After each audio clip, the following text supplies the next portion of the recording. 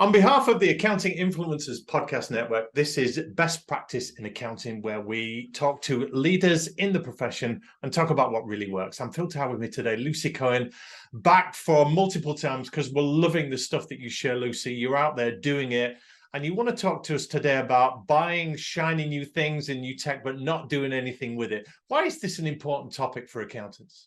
It's a massively important topic for accountants, Rob, because I am the world's worst person for a new fad or a new thing. You name it, I've had it. The walking desk, the rising desk, the Peloton bike. I love a fad. I love a phase. And as I've aged and matured, I've learned to be more discerning with where I spend my time, money, and effort in terms of things that are going to improve my life. And likewise, within the business, my business partner and I have a joke that the reason we work is that I want to buy everything and she never lets me spend any money, and that's why it works really nicely. But having her there as a port of accountability means that I'm forced to justify why I want to spend money on a thing. She's going to ask me for the ROI. She's going to ask me how long the contract is. She's going to ask me what we get out of it, yada, yada, yada. And it's made me and forced me to be much more considered in terms of purchasing things, nothing more so than shiny new pieces of technology that promise to revolutionize my life. And I think I've had a lot of experience of quasi implementing or poorly implementing things and seeing the negative repercussions of that. And if I could stop one other person having to tell their team why they want to change something for the fifth time in 6 months, I'd like to do that, please. Well, you've already given us a best practice tip there, Lucy, in having someone in your business that's not like you, that will force you to make the business case for investing in something and then ask the critical questions about how is this going to work and how we're going to get our staff to adopt this and integrate it into the business. Otherwise, it's just going to sit there. That's a great point. It is. And I have a team of people around me. I often say that I am an infuser, I'm a ideas creator, I am a project starter, but I am not a completer finisher. And I know this about myself. I'll get something going, I'll get very excited about it, I'll get everybody on board, and then I'll set it off, and then I lose all interest and move on to the next thing. And somebody else has to go and pick up the pieces of the thing I've started implementing. But that's fine, because that's my skill set. What's been important for me is to have people around me that challenge me and force me to see things through to the end or can assist me in doing it. And having people in your team, and if you're a team of one, have trusted peers and colleagues or communities you can reach out to speak to them, to ask them, look, am I wasting my time here? Do you think this is a good idea? Did you do this? And you're going to get, we work in a space now in accountancy where people are a lot more cooperative with each other than they used to be maybe 15, 16 years ago.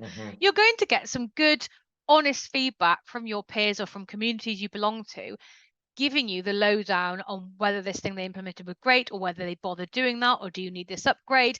A bit like if you're looking at buying a new car, you might ask someone who's already got it instead of just rushing out and buying it, because we all know that's a big ticket item. We all might consider that a bit more. Most people would.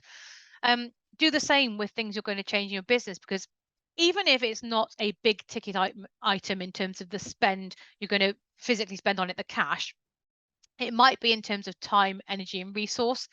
And actually, you need to think about what you're sinking into that change before you go ahead and do it. So yeah, definitely have people around you to hold you accountable. We'll come into some tips in a moment, but I'm thinking, as well as the tech stuff, in our personal lives, we all buy clothes that we think are great at the time, or a new pair of shoes or stuff in a shiny box, and it looks great and you feel wonderful buying it, but you're emotional in your purchase and you get it back and you don't want it, or you forget about it, or you don't think it's right anymore for all of those reasons. So let's apply that to some kind of tech or app purchase that you bring into an accounting firm. What are your first steps in making sure that gets embedded or used? So hopefully before you've gone ahead and purchased this thing, I think I've spoken about it with you before, that you've done some sort of procurement process. You've got a due diligence process for yourself, and you're happy with your decision you've made.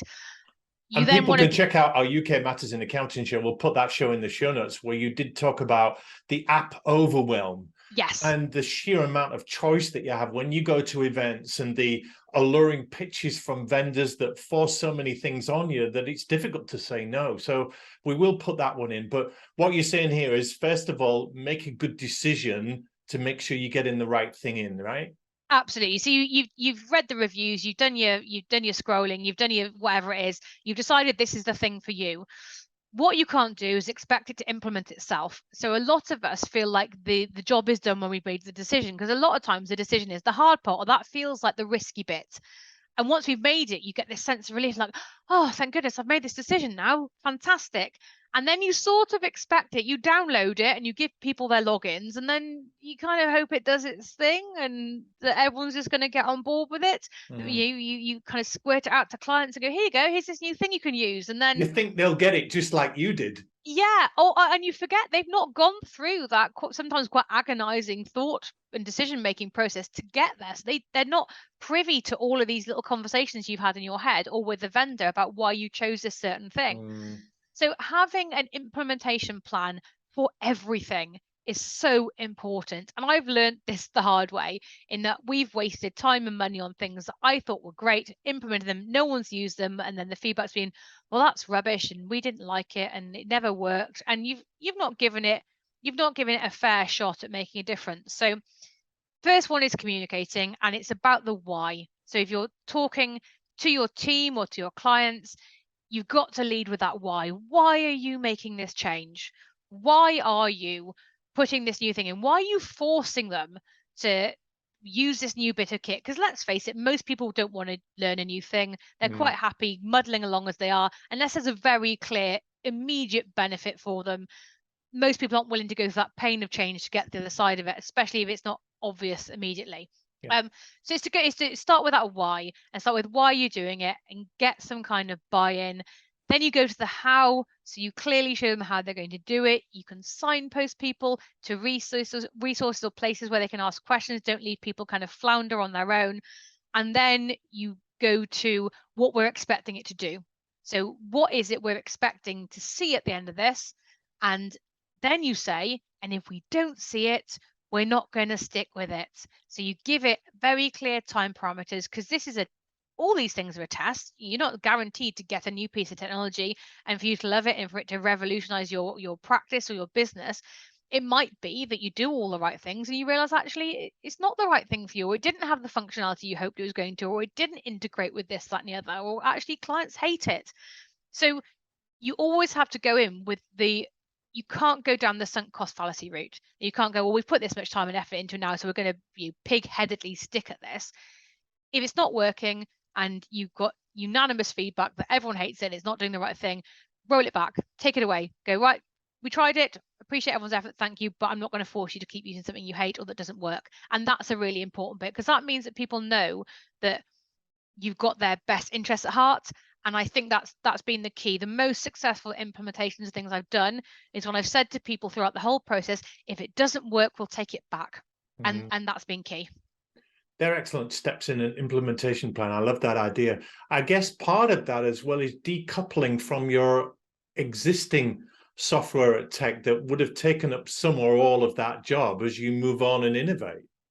Yeah, and it's important, I think, to have a period. You will have a period, a messy middle, where you might have systems dual running, because you need to give yourself the capability to revert should you need to. But at some point, you've got a go live date where if you're satisfied that this is a new one, I highly recommend having a go live date and not having any messy fuzziness between moving from one system to another. So crossover, overlap, have a little bit of dual running to make sure the new system's working. And then again, clear communication from the date that we move to this system. Anything prior to that, that's it. It's over. It's done. It's legacy. You can look at it, you can search it, but you can't use it. And then we move it all over. And that means that people can't do look, you're always going to get a little bit of, oh, but in the old system, you could just do this, or in that old place. And a really good example of this was when, before the days of Mazuma, I used to work for Cardiff Council, and they used to have a general ledger system that was running an old MS-DOS system. So it was black with white letters. And to post a journal, something which we do willy-nilly all over the place as accountants, for the general ledger to update when you post a journal took 3 days, and it involved somebody refreshing a big server somewhere in a room.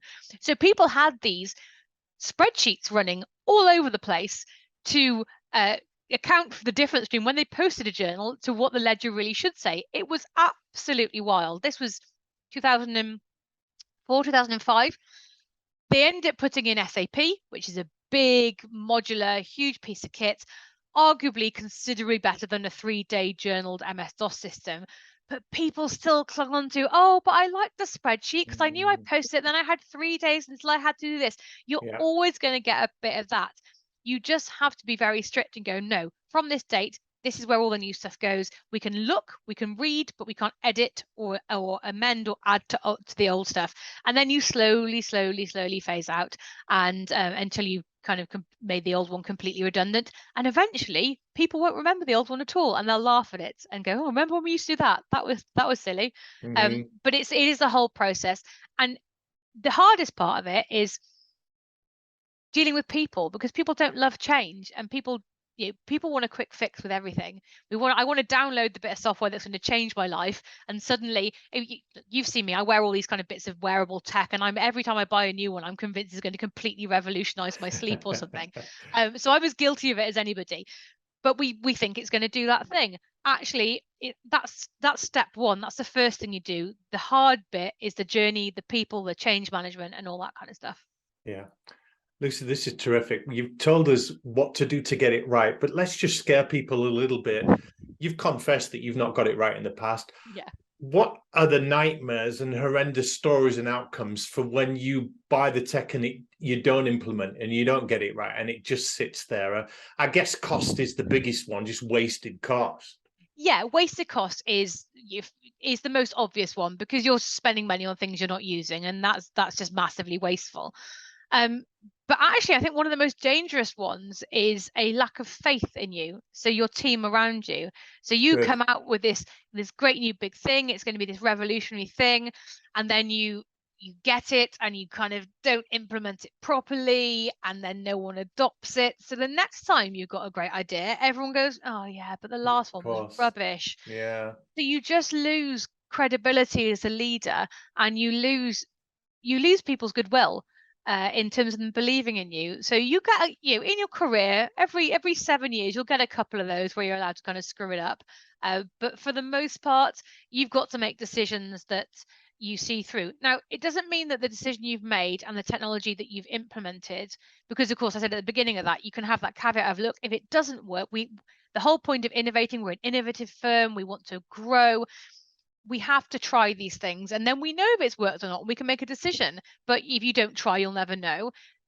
I've said we can always take it back, and actually that can build real credibility, because your team go, well, it's okay, because if it doesn't work, we'll revert again, and that's fine. We had one very recently where we changed our email ticketing system, and this was a ticketing system that everybody hated.